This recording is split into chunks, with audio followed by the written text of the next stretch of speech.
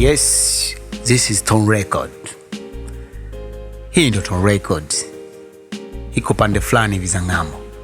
Studio chumba kidogo, ila tunafanya maajabu. Leo ni siku fulani niko bored. Lakini na msanii ambaye kila siku namzungusha hapa, fanya mazoezi nini. Ni msanii wangu uko chini yangu hapa. Ngoja tufanye kitu.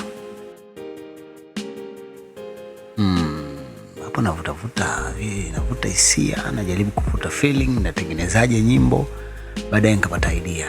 Naanza kupata mzuka. Baada ya kuchukua muda mrefu sana. Tumeanza kupata kitu. Hivi una idea na mimi? Hivi una idea na mimi?